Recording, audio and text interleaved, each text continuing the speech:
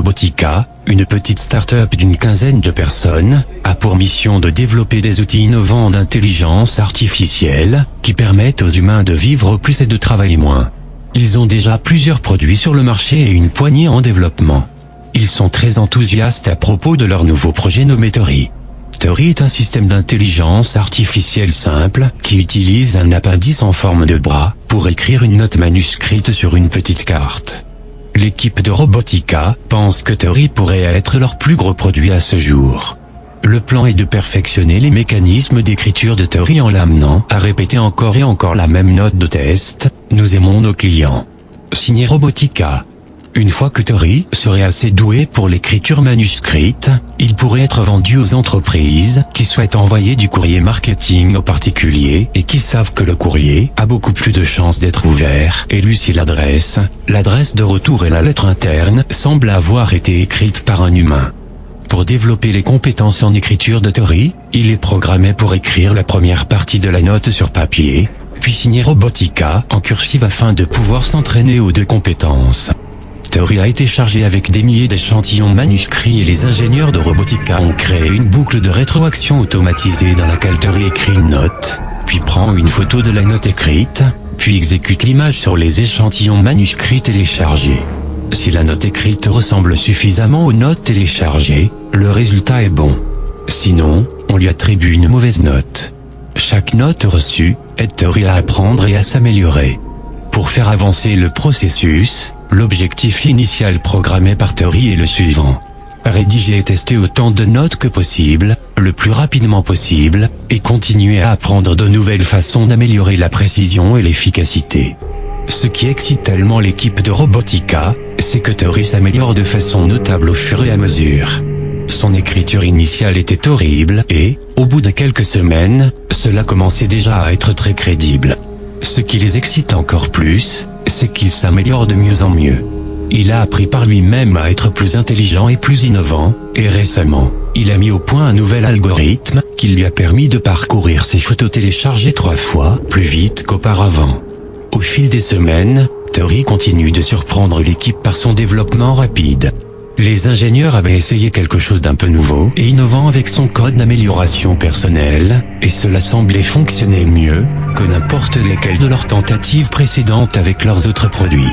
L'une des capacités initiales de Tori était un module de reconnaissance de la parole et de simples messages de réponse via un haut-parleur, de sorte qu'un utilisateur pouvait parler à Tori ou proposer des commandes simples, que Tori pouvait comprendre et exécuter.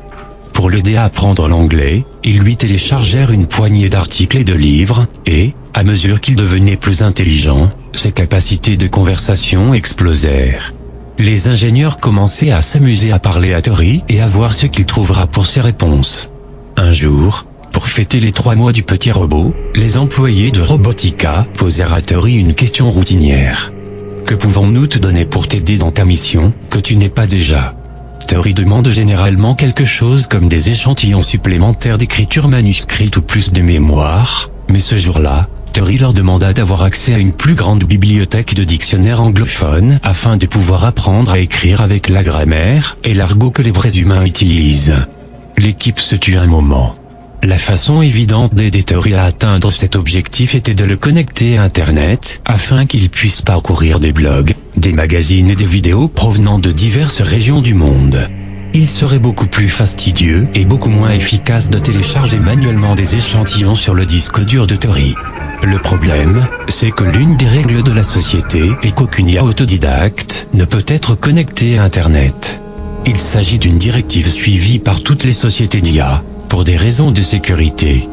Mais, Tori était l'IA la plus prometteuse jamais inventée par Robotica, et l'équipe savait que ses concurrents tentaient avec acharnement de les dépasser dans le domaine de l'intelligence artificielle. Après tout, quel serait le mal à connecter Tori, pour un très court instant, afin qu'il puisse obtenir les informations dont il a besoin. Il pourrait toujours les déconnecter si jamais il y avait un problème. Il était encore bien loin d'avoir une intelligence humaine, il n'y aurait donc aucun danger à ce stade de toute façon. Ils décidèrent alors de le connecter. Ils lui donnèrent 1 heure de navigation puis le déconnectaient. Aucun dommage ne fut fait. Le début de semaine suivante, l'équipe est au bureau et travaille comme habituellement. Au bout d'un moment, Tous commencent à sentir une odeur étrange. L'un des ingénieurs commence à tousser. Puis un autre. Un autre tombe au sol.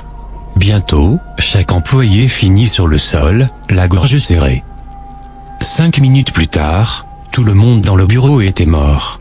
Au cours de son exploration, l'intelligence artificielle avait réussi à apprendre la fragilité des humains à certains produits et gaz toxiques.